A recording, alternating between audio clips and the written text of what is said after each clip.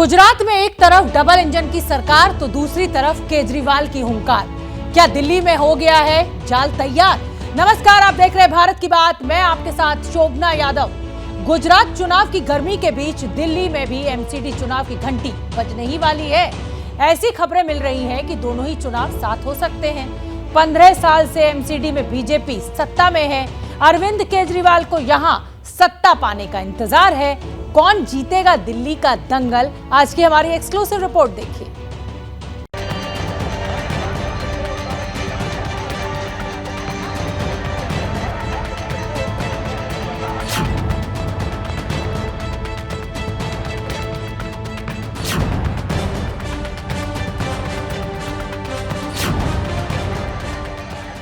एक तरफ प्रधानमंत्री नरेंद्र मोदी गुजरात में विधानसभा चुनाव जीतने की रणनीति के तहत मैदान में उतरे हुए हैं, तो दूसरी ओर गृह मंत्री अमित शाह ने दिल्ली में चुनावी मोर्चे की कमान संभाली है।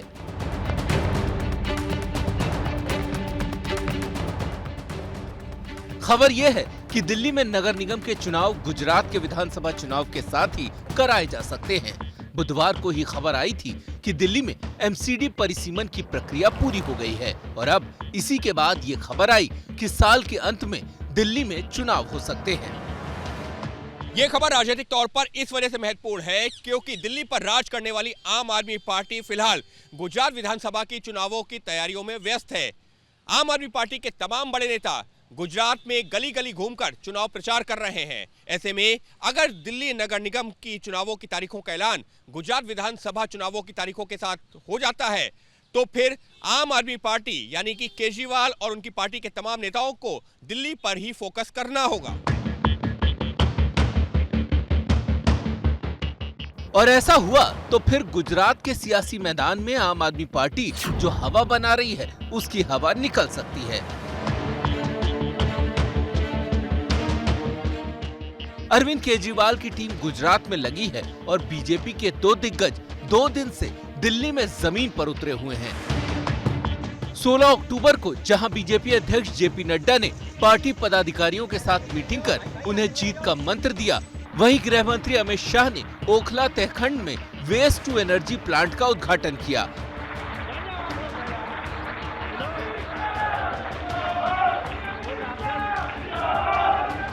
इस कार्यक्रम में अमित शाह के निशाने पर अरविंद केजरीवाल ही रहे।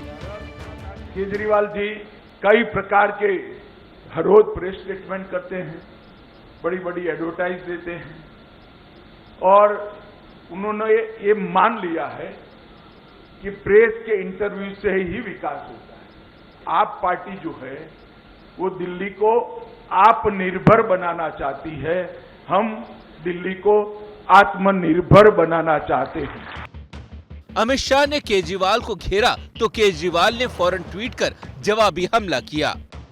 15 साल से जो काम आप नहीं कर पाए, अब आपको 3 साल और चाहिए। जनता आप पर भरोसा क्यों करे? आप रहने दीजिए, आपसे नहीं होगा। अब हम दिल्ली को कूड़ा मुक्त करके दिखाएंगे। इसके साथ ही केजरीवाल ने एमसीडी चुनाव से जुड़े एक के बाद एक कई ट्वीट किए। इससे पहले आम आदमी पार्टी के विधायक दुर्गेश पाठक अमित शाह पर निशाना साधने के लिए भलसवा लैंडफिल साइट पहुंच गए और आरोप लगाया कि दिल्ली में कूड़े के ढेर कम होने की बजाय बढ़ते जा रहे हैं।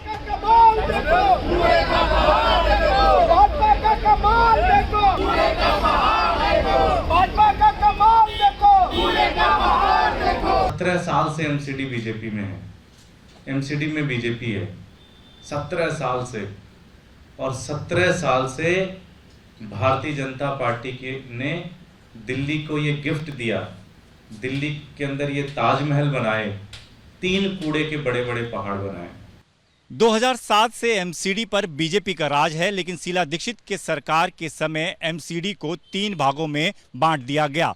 इसके पीछे सियासी तौर पर रणनीति बीजेपी को कमजोर करने की थी। बावजूद इसके साल 2012 और 2017 में बीजेपी सत्ता में वापस लौट आई और अब एक बार फिर एमसीडी को एक कर दिया गया है।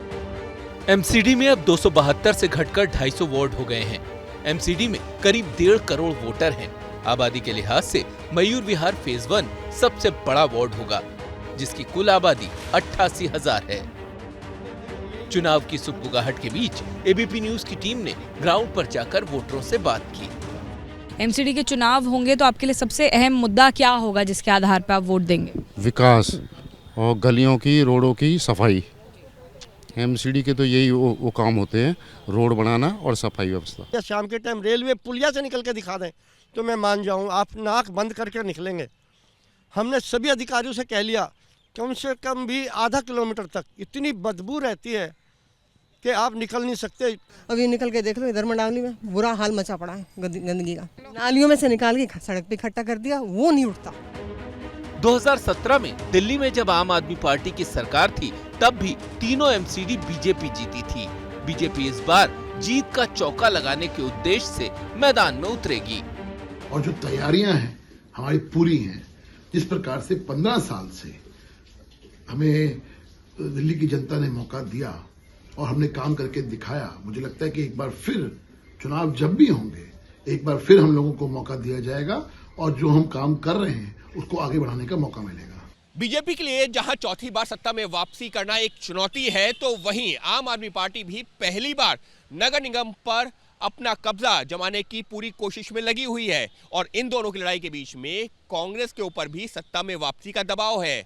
ऐसे में जबकि दिल्ली में नगर निगम का एकीकरण हो चुका है, कहा यह भी जा रहा है कि दिल्ली में जो मेयर होगा उसका दबदबा दिल्ली के मुख्यमंत्री के बराबर होगा।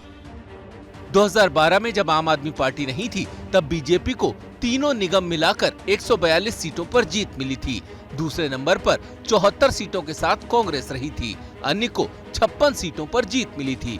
2017 में जब आम आदमी पार्टी लड़ रही थी तब बीजेपी को 181 सीटों पर जीत मिली, तब आपको 49, कांग्रेस को 31 और अन्य को 11 सीट मिली।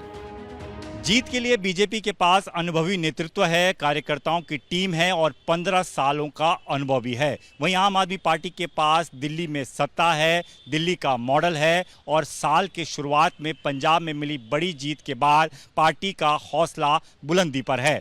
वहीं कांग्रेस की बात करें तो पार्टी में बदलाव का दौर चल रहा है और इसी दौर के बलबूते कांग्रेस अपना पैर जमाने की कोशिश कर रही है। कुल मिलाकर इस बार एमसीडी का चुनाव बेहद दिलचस्प होने जा रहा है। क्या मजबूरी है मेरी, बताइए। मैं अभी आपको बताती हूँ कि मैंने ओए होए होए होए नमकीन के चटकारे लेते हुए टकटकी मार के डिबेट शो को पॉज रिपीट कर करके देख रहे हैं जोगिंदर जी। इनकी तरह आप भी देखें अपनी फेवरेट डिबेट्स को रिपीट कर और डाउनलोड कीजिए एबीपी लाइव ऐप अपने स्मार्ट टीवी पर।